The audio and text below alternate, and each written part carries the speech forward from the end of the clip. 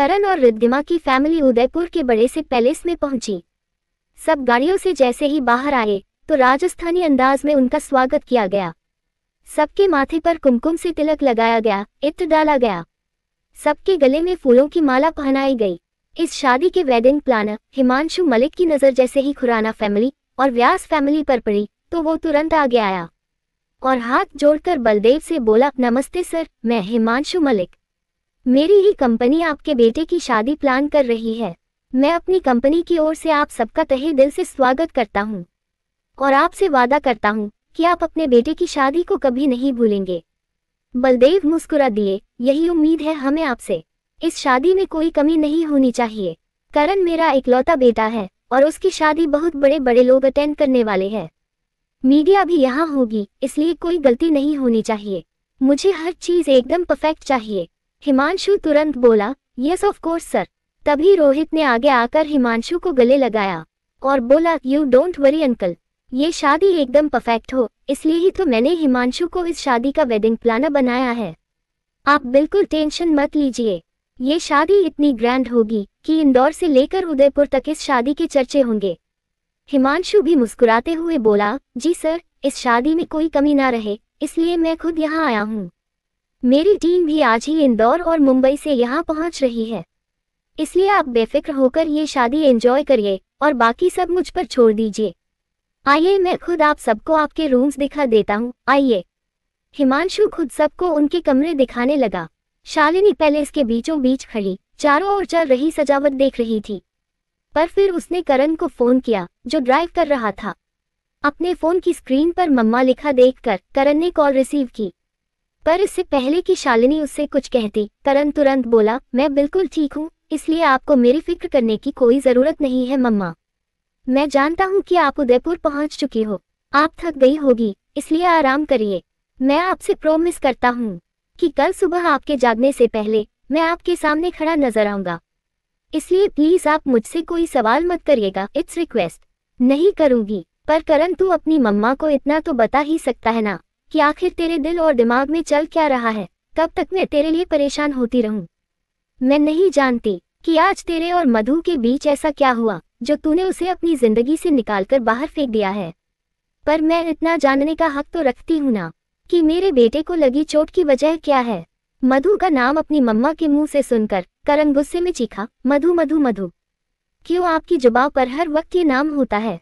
क्यों आप ये नहीं समझ रही हो कि आपके बेटे को किसी ने ये शादी करने के लिए मजबूर नहीं किया है और ना ही कोई कर सकता है। रिद्धिमा से शादी करने का फैसला मैंने खुद अपनी मर्जी से लिया है, इसलिए प्लीज मधु को जबरदस्ती मेरी जिंदगी का हिस्सा बनाने की कोशिश मत करिए। उस लड़की के दिल में आपके बेटे के लिए सिर्फ और सिर्फ नफरत है।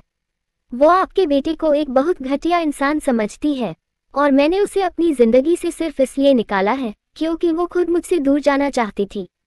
और इसके आगे मैं अब आपसे कुछ नहीं कहना चाहता। मैं फोन रख रहा हूँ, आप प्लीज मेरे बारे में सोचकर अपनी नींद खराब मत कीजिएगा। मैं कल सुबह आ जाऊंगा, गुड नाइट। इतना कहकर उसने गुस्से में कॉल कट कर दी। उसके फोन काटते ही शालिनी मन ही मन बोली, नहीं करण, मुझे लगता है कि तुझे मधु को लेकर कोई बहुत बड़ी गलतफहमी हो गई है। मधु तो तुझे उतने ही अच्छे से समझती है जितने अच्छे से मैं तुझे समझती हूँ, तो तुझे इतनी बड़ी गलतफहमी कैसे हो गई? यहाँ अकेली क्या कर रही हो शालू? तभी बलदेव ने पूछा। उनकी आवाज़ सुनते ही शालिनी ने पलट कर देखा तो बलदेव ने उसके पास आकर पूछा, अपना कमरा नहीं देखना क्या तुम्हें? चलो आज तुम्हें एक रॉयल फीलिंग करवाता हूँ। शालिनी ये सुनकर मुस्कुरा दी। वो तो मुझे इस पैलेस में आते ही हो गई थी, पर फिर भी अगर आप मुझे इस पैलेस की सैर करवाना चाहते हैं तो चलिए, मैं तैयार हूँ। बलदेव ने मुस्कुराते हुए उसकी बांह पर हाथ रखा और आगे बढ़ते हुए बोले, वैसे शालू, तुम्हें यहाँ आकर ऐसा नहीं लगता कि हम वक्त से पहले ही बूढ़े हो गए हैं? हमारा छोटा सा करण इतना बड़ा हो गया है कि आज उसकी शादी होने जा रही है। शालिनी ने मुस्कुराते हुए अपने दोनों हाथों से उनकी बांह पकड़ी और बोली, बूढ़ी मैं नहीं हुई हूँ, बल्कि आप बूढ़े हो गए हैं। मैं तो आज भी वैसी ही हूँ जैसी तब थी जब हम हमारे 8 साल के करण को पहली बार इस पैलेस में लेकर आए थे। आपको याद है ना कि करण ने यही इसी जगह खड़े होकर कहा था कि जब वो बड़ा हो जाएगा तो इसी महल में आकर उस परी से शादी करेगा जिसकी कहानियां उसकी दादी उसे रोज सुनाती है। ये सुनकर बलदेव हंसते हुए बोले, तो हमारे बेटे का ये सपना सच तो हो गया ना शालू। रिद्धिमा किसी परी से कम तो नहीं है, बल्कि वो तो एक बहुत खूबसूरत राजकुमारी की तरह है, जिसके साथ हमारा बेटा हमेशा खुश रहेगा। शालिनी ये सुनकर परेशान हो गई और उसके कदम अचानक रुक गए। उसने बलदेव की ओर देखकर पूछा, क्या आपको सच में ऐसा लगता है कि हमारा बेटा रिद्धिमा के साथ खुश रहेगा? तुम घूम फिर कर फिर से वही आ गई शालू। ऑफ कोर्स हमारा बेटा रिद्धिमा के साथ बहुत खुश रहेगा। और तुम मुझे ये बताओ कि रिद्धिमा में ऐसी कौन सी कमी है जो वो हमेशा तुम्हारी आंखों में खटकती रहती है? बलदेव ने चिढ़कर पूछा। शालिनी मुस्कुराते हुए बोली, रिद्धिमा में कोई कमी नहीं है, बस बात इतनी सी है कि करण उससे प्यार नहीं करता, और अगर वो उससे प्यार नहीं करता तो उसके साथ खुश कैसे रह सकता है?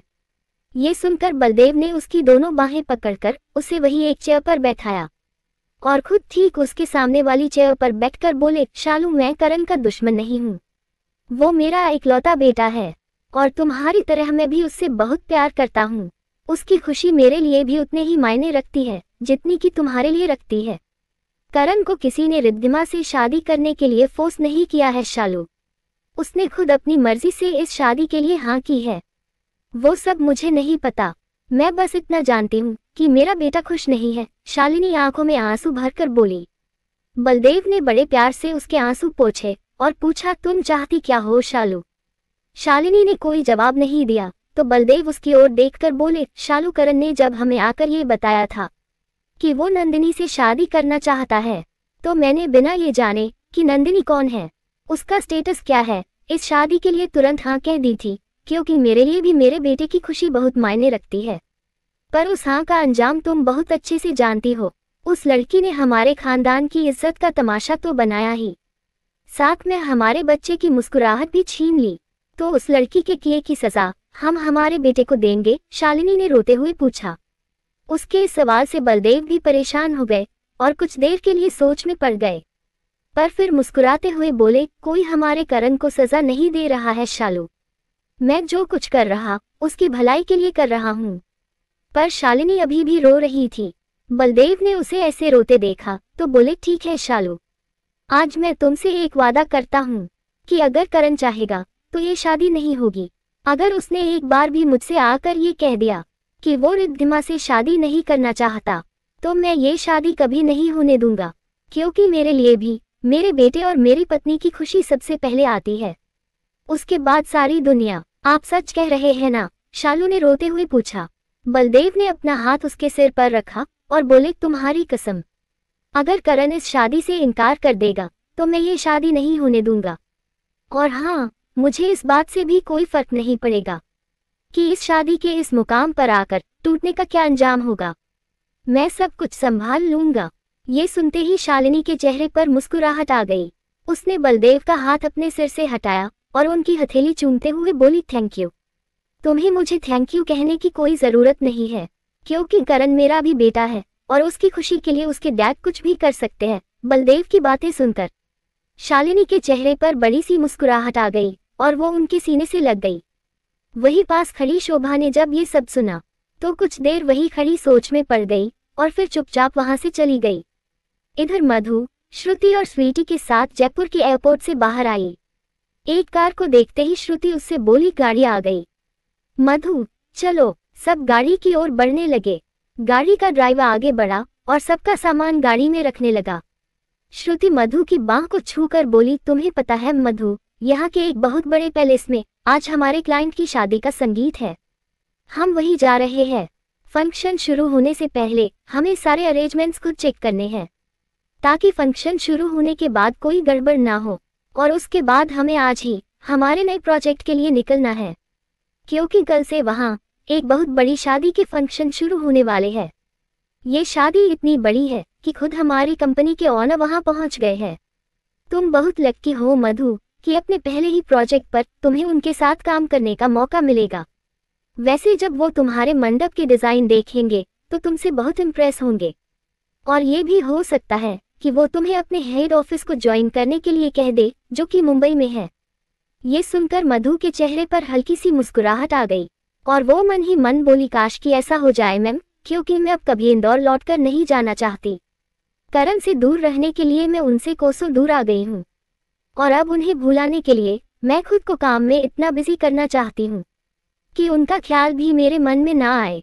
यही सब सोचकर मधु जैसे ही गाड़ी में बैठने लगी, किसी ने पीछे से उसके कंधे पर हाथ रख दिया। उसने तुरंत पलटकर देखा तो मीरा मुस्कुराते हुए बोली, सरप्राइज। उसे देखते ही मधु को ऐसा लगा जैसे उसे जिंदगी मिल गई हो। वो तुरंत मीरा से लिपट गई। मीरा भी उसे देखकर बहुत खुश थी। श्रुति और स्वीटी दोनों ही उन्हें चुपचाप देख रही थी। मधु की आंखों में फिर से आंसू आ गए, पर उसने तुरंत अपने आंसू पोंछ लिए और खुद को संभाल कर मुस्कुराते हुए मीरा से बोली, मैंने तुझे बहुत मिस किया मीरा। तेरे बिना ये 3 दिन मेरे लिए सदियों से भी लंबे गुजरे हैं। मीरा उसके गाल को छूकर बोली, मुझे भी तेरी बहुत याद आ रही थी मधु, इसलिए तो मैं यहाँ चली आई। तभी मधु की नजर श्रुति पर पड़ी, जो उन्हें देखकर मुस्कुरा रही थी। वो अपने दोनों हाथों से मीरा की बांह पकड़कर बोली, मैम ये इस बड़ी सी दुनिया में मेरा एकमात्र सहारा है। मेरी दोस्त भी है और मेरी फैमिली भी, या फिर मैं ये कहूँ कि ये मेरे मुश्किल वक्त में मेरा हौसला है। अगर आपको कोई प्रॉब्लम ना हो तो जब तक हम यहाँ राजस्थान में हैं, क्या मीरा भी हमारे साथ रह सकती है? श्रुति कुछ कहती उसके पहले ही मीरा बोल पड़ी, आप चिंता मत कीजिएगा मैम, मैं अपना और मधु का खर्च खुद उठा लूंगी। ये सुनकर श्रुति हंसते हुए बोली, उसकी कोई जरूरत नहीं है, आप हमारे साथ चल सकती हो। ये सुनकर मीरा खुशी से उछल पड़ी और उसने फिर से मधु को गले लगा लिया। तभी श्रुति ने मुस्कुराते हुए पूछा, अब चले, हमें देर हो रही है। हमें इस शादी के फंक्शन के बाद आज ही न्यू वेडिंग डेस्टिनेशन पर भी पहुंचना है। जी, मधु फट से बोली। सब गाड़ी में बैठने लगे और फिर गाड़ी चल दी, पर मधु अभी भी परेशान खिड़की से बाहर देख रही थी। मीरा ने उसे परेशान देखा तो उसके कंधे पर हाथ रखकर पूछा, क्या हुआ, इतनी चुप क्यों है? मधु ने मुस्कुराते हुए जवाब दिया, कुछ नहीं, बहुत थक गई हूँ, आज का दिन मेरे लिए बहुत लंबा बीता है। ये सुनकर श्रुति तुरंत बोली, मधु बस यहाँ मुझे 1 घंटे का ही काम है, उसके बाद हम उदयपुर पहुंचकर बस आराम करेंगे, क्योंकि कल से अगले 4 दिन हमें सिर्फ और सिर्फ काम करना है। मधु हल्के से मुस्कुरा दी और फिर से बाहर देखने लगी, पर मीरा उदयपुर का नाम सुनकर चौंक गई। वो मधु से कुछ कहने ही वाली थी कि तभी उसके फोन की बेल बजने लगी। अपने डैड की कॉल देखकर वो मुस्कुराते हुए मधु से बोली, मधु आजकल मेरे डैड को मुझसे ज्यादा तेरी फिक्र होती है। दिन में 100 बार मुझे फोन करके तेरे बारे में पूछते हैं और मुझे उनसे झूठ बोलना पड़ता है। यहाँ तक कि मुझे मॉम और मामा जी से भी तेरे लिए झूठ बुलवाना पड़ा। डैड फिर से तेरे बारे में ही पूछेंगे। उसकी बातें सुनकर मधु मन ही मन बोली, मैं जानती हूँ मीरा कि तेरे डैड को मेरी इतनी फिक्र क्यों है। तभी मीरा ने कॉल रिसीव की, डैड मुझे पता है कि आपने मुझसे क्या पूछने के लिए फोन किया है, ये लीजिए मधु से बात कीजिए। उसने अपना फोन मधु को थमा दिया। मधु मुस्कुराते हुए फोन पर बोली, नमस्ते अंकल। उसकी आवाज सुनकर हरनाम की जान में जान आ गई। मीरा भी स्वीटी और श्रुति से बातें करने लगी। हरनाम मुस्कुराते हुए मधु से बोले, बेटा तू जानती है ना कि मोहन के घर के अलावा तेरा एक घर और है, तो फिर तू अपने घर क्यों नहीं आई? क्यों अपना घर होते हुए भी अपने अंकल के पास आने की बजाय अपनी सहेली के घर चली गई? मुझसे नाराज है क्या? मेरे पास आपसे नाराज होने की कोई वजह नहीं है अंकल, इसलिए मैं कभी आपसे नाराज नहीं हो सकती। मैं सिर्फ इसलिए वहां नहीं आई क्योंकि अब मैं अपनी पहचान खुद बनाना चाहती हूँ। और अंकल अब तो मुझे एक बहुत अच्छी नौकरी भी मिल गई है, इसलिए आप मेरी बिल्कुल फिक्र मत कीजिए, मैं बिल्कुल ठीक हूँ। मधु की बातें सुनकर हरनाम भावुक होकर बोले, ठीक है बेटा, जैसी तेरी मर्जी, पर अपने अंकल की एक बात हमेशा याद रखना, तू जब चाहे इस घर में आ सकती है, क्योंकि ये घर उतना ही तेरा है जितना मीरा का है। मीरा हो या मधु, मेरे लिए एक ही बात है, इसलिए जिंदगी में जब कभी तुझे मेरी जरूरत पड़े तो बस एक बार आवाज लगा देना, मैं तुरंत तेरे पास आ जाऊंगा। जी अंकल, मैं भी आपसे वादा करती हूँ कि जिंदगी में जब कभी मैं अकेली हो जाऊंगी या किसी मुश्किल में आ जाऊंगी और मेरे पास कोई रास्ता नहीं होगा तो मैं सीधे आपके पास आ जाऊंगी, प्रोमिस। मधु हल्की सी मुस्कुराहट के साथ बोली। हरनाम भी मुस्कुरा दिए और बोले, अपना ख्याल रखना बेटा। जी अंकल, आप भी अपना ख्याल रखिएगा। ये लीजिए मीरा से बात करिए। मधु ने इतना कहकर फोन मीरा को दे दिया। मीरा अपने डैड से बातें करने लगी, पर मधु फिर से परेशान हो गई। उसने गाड़ी की विंडो से अपना सिर टिकाया और अपनी आंखें बंद की, पर आंखें बंद करते ही उसे फिर से वो सब याद आने लगा जो आज हुआ था। उसने घबरा कर अपनी आंखें खोल ली। इधर शालिनी और उसकी सारी फैमिली बैठी डिनर कर रही थी। तभी उसके फोन की बेल बज उठी। रोशनी की कॉल देखते ही वो सबकी ओर देखकर बोली, एक्सक्यूज मी। वो सबके बीच से उठकर एक कोने में आई। क्या हुआ रोशनी, सब ठीक है ना? शालिनी ने उसकी कॉल रिसीव करते ही पूछा। रोशनी ने परेशान होकर जवाब दिया, कुछ ठीक नहीं है मैम साहब, आज आप सबके जाने के बाद ऋषभ भैया मधु दीदी के बारे में पूछताछ कर रहे थे। उन्होंने मुझे सड़क पर उनके साथ देख लिया था। तूने उससे ये तो नहीं बता दिया कि मधु हमारे आउट हाउस में रह रही थी? शालिनी ने तुरंत पूछा तो रोशनी ने भी झट से जवाब दिया, नहीं मैम साहब, मैंने उन्हें ऐसा कुछ नहीं बताया जिससे उन्हें करण भैया और मधु दीदी के बारे में जरा सा भी शक हो। शालिनी ने सुकून की सांस ली, तो फिर इतनी परेशान क्यों हो रही है? ऋषभ को मैं संभाल लूंगी, तू बस इतना ध्यान रखना कि उसे ये बात कभी पता ना चले कि करण और मधु के दिल में एक दूसरे लिए क्या है, वरना वो करण को परेशान करने के लिए कुछ ना कुछ तमाशा जरूर करेगा और फिर मेरे लिए करण को संभालना और मुश्किल हो जाएगा। और कहीं अगर ये दोनों भाई शादी में ही आपस में लड़ बैठे तो बात और बिगड़ जाएगी। आप चिंता मत करिए मैम साहब, ऋषभ भैया को मैं कुछ नहीं बताऊंगी। अच्छा ठीक है, मैं फोन रखती हूँ रोशनी, तुझे फ्री होकर कॉल करूंगी। अपना और घर का ख्याल रखना, good night. Good night ma'am साहब। रोशनी के इतना कहते ही शालिनी ने फोन कट कर दिया। इधर करण अभी भी मधु के बारे में सोच रहा था। उसे मधु के साथ बिताए सारे लम्हे याद आ रहे थे। उसे ये भी याद आया कि कैसे आज पहले उसने मधु को किस करना चाहा और फिर उस पर हाथ उठाया। ये सब याद आते ही उसने तुरंत सड़क के किनारे अपनी गाड़ी रोक दी और गुस्से में बोला, एक लड़की पर हाथ उठाकर तू बहुत नीचे गिर गया है करण, वो भी उस लड़की पर हाथ उठाकर जिससे तू पागलों की तरह प्यार करने लगा है। उसने जो भी किया या कहा, पर तुझे उस पर हाथ नहीं उठाना चाहिए था। उसने गुस्से में अपना हाथ गाड़ी की स्टीयरिंग पर दे मारा, जिसकी वजह से उसकी चोट लगी हथेली से खून बहने लगा। वो अपना हाथ देखते हुए गाड़ी से बाहर आया और बोला, मैंने तो तुम्हारी आंखों में खुद को देखा था मधु, मुझे तो लगा था कि तुम मुझसे प्यार करती हो और किसी वजह से अपने दिल की बात जुबां पर नहीं ला पा रही हो। मैं तुम्हारे करीब आया क्योंकि कल मेरे करीब आते ही तुम मुझसे कुछ कहने जा रही थी, पर फोन की रिंगटोन बजते ही तुम रुक गई। बस इसलिए मैं तुम्हें आउट हाउस लाया, तुम्हारे करीब आया, ये सोचकर कि जो बात तुम्हारे होठों पर आते आते रुक गई थी वो मेरे करीब आते ही तुम्हारी जुबां पर होगी। पर तुमने तो मुझे गलत साबित कर दिया मधु, मुझ पर वो इल्जाम लगा दिया तुमने जिसका बोझ मैं कभी नहीं उठा पाऊंगा। बस एक बार अगर तुमने मुझसे ये कह दिया होता कि तुम मुझसे प्यार करती हो तो मम्मा की कसम मधु, मैंने तुम्हें उसी पर ये बता दिया होता कि मैं भी पागलों की तरह प्यार करने लगा हूं तुमसे। मैंने शिमला वाली बात भी बता दी होती तुम्हें, उसके बाद तुम जो भी फैसला लेती मैं उसे सिर झुकाकर मान लेता। सच जानने के बाद अगर तुम मुझे छोड़कर चली भी जाती तो भी मैं अपनी पूरी जिंदगी तुम्हारे नाम कर देता और अपनी जिंदगी में बनी तुम्हारी जगह रिद्धिमा को कभी नहीं देता। मैं उसी पल इस शादी से इनकार कर देता, पर तुमने सब कुछ खत्म कर दिया मधु। तुमने मुझ पर इतने गंदे इल्जाम लगा दिए हैं कि मैं खुद अपनी ही नजरों में गिर गया हूँ। अब मैं तुम्हारे लिए अपने परिवार को दुख कभी नहीं पहुँचाऊंगा, इसलिए मुझे ये शादी अब हर हाल में करनी पड़ेगी। पर अब अगर तुम्हारी वजह से मुझे जिंदगी भर तड़पना पड़ेगा तो मैं तुम्हें भी खुश नहीं रहने दूंगा, नहीं रहने दूंगा। इतना कहकर वो वही गाड़ी से टिककर बैठ गया और अपनी हथेली से बह रहे खून को देखने लगा। इधर मधु और मीरा श्रुति के साथ एक शादी के संगीत में पहुंच चुके थे। श्रुति और स्वीटी सारा अरेंजमेंट चेक कर रहे थे, पर मधु अभी भी परेशान एक कोने में खड़ी थी। तभी मीरा अपने हाथों में 2 कॉफी मग लिए वहां आ गई। वो एक कप मधु की ओर बढ़ाते हुए बोली, कॉफी। मधु ने कोई जवाब नहीं दिया क्योंकि वो अभी भी कहीं खोई हुई थी। मीरा फिर से बोली, मधु कॉफी। मधु चौंक गई और उसने अपने पास खड़ी मीरा की ओर देखा तो मीरा ने उसे कॉफी लेने का इशारा किया। मधु ने हल्की सी मुस्कुराहट के साथ कॉफी ली और फिर से खो गई। मीरा उसके पास खड़ी उसे ही देख रही थी। कुछ देर बाद भी जब मधु ने कॉफी नहीं पी तो मीरा बोली, मधु कॉफी ठंडी हो रही है और यहाँ बहुत ठंड भी है, कॉफी पिएगी तो अच्छा लगेगा। मधु बिना कुछ कहे कॉफी पीने लगी।